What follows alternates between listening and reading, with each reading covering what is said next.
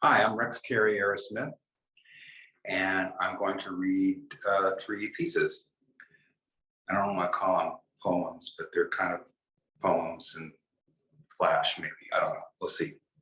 First thing is 12.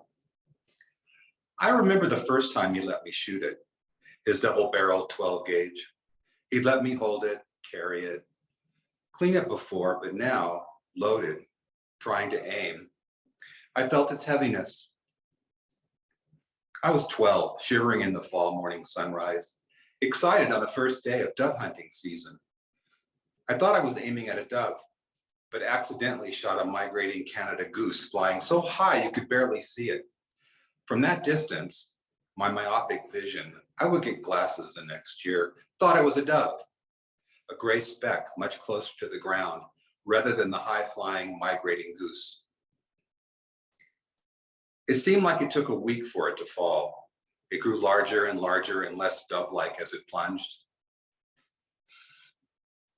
Lagging behind the flock, she'd slowed down, downy fluff gone.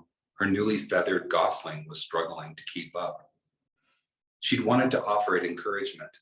She'd felt the impact immediately. Losing control, her wing shattered. Her flight stalled. She felt the cold first, then gravity.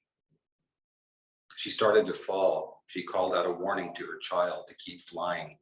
Catch up to the flock in safety. Another call to her mate, one of alarm and fear.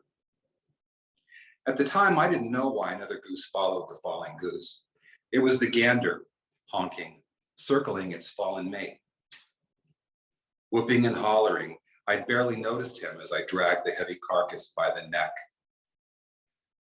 Back to our blind. Seeing us, the honking gander veered toward the rising sun. My dad pointed at him as he flew away. The significance, his pain, lost in my throat. My dad was super impressed and called me Deadeye.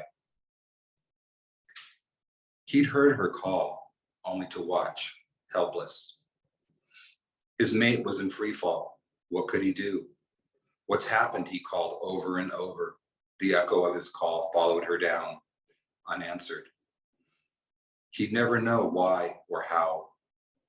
Circling her broken body, not wanting to leave her, he saw the boy, kick her, then lift. She was the lifeless thing that he dragged away. Not comprehending, no longer seeing, he gave a final mournful call and flew to their goslings, catching up to the flock. I wasn't always the boy he wanted. He loved me, but I wasn't a natural. Fishing was icky. Hunting, ew, bloody. I'd sometimes hear the word sissy, and yet I tried. I wanted him to be proud of me. He gave me a celebratory beer, my first. At the time, it was my proudest moment. The following week, basking in glory, I read about the migrating and mating habits of Canadian geese. Fascinated by my kill, I looked it up in a remembered issue of National Geographic I vaguely recalled. I was more into dinosaurs at the time. I wanted to be an expert on geese. I thought I'd want to shoot another one. Glory would be mine. Again. While reading, I began to sweat, then cry. I learned that Canadian geese mate for life. I'd murdered a goose, widowed a gander. My grandma cooked the goose, its presentation at the table like a trophy. One dead eye stared from my side of the platter. I hid my shame and just poked at the flesh while eating the cabbage, carrots, and later, pie. After, alone with my still grinning dad, I wailed, I will never shoot anything again. He tried to explain, then pleaded, then disgusted, stormed away. Thanks.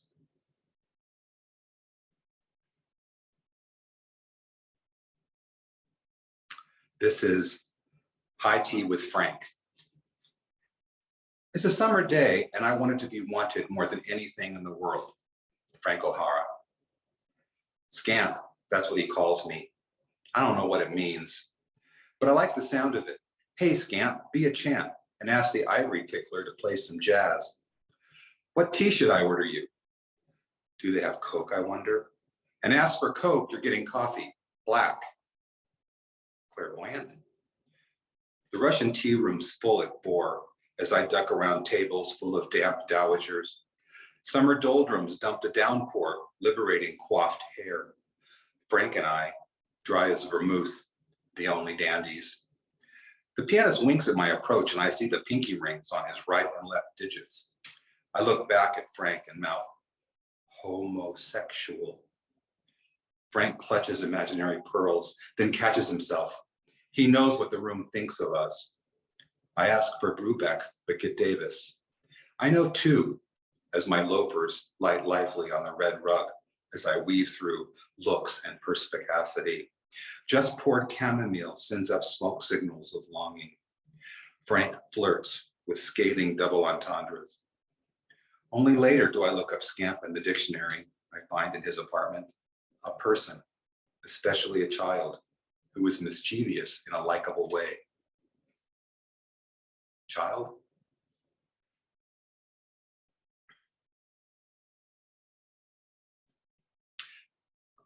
This is the last one. Loved, 1981 to 1988.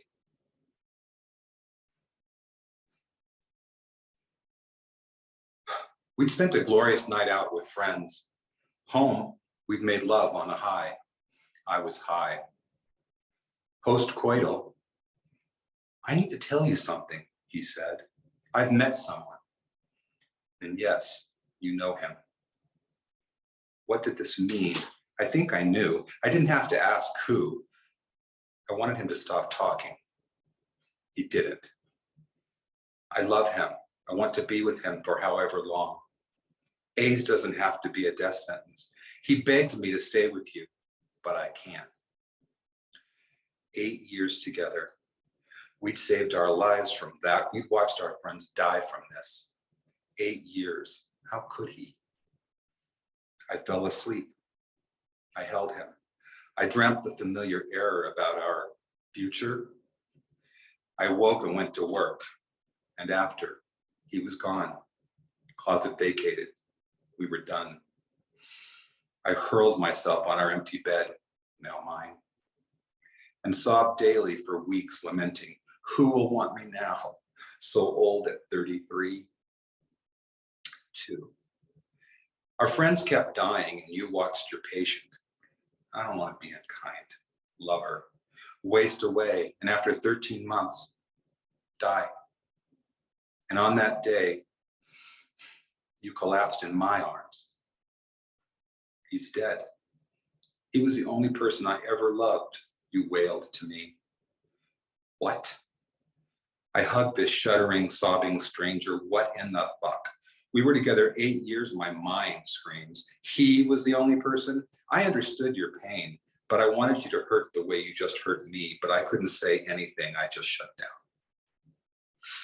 After you left, I called the Gay and Lesbian Center to make an appointment for us to be tested. We didn't talk about it, but I know you knew why it was important to me. Weren't we both fucking you? We went together. The anonymous results took a week.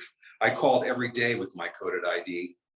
I went with you to see the counselor for your results. I'd gotten my negative over the phone.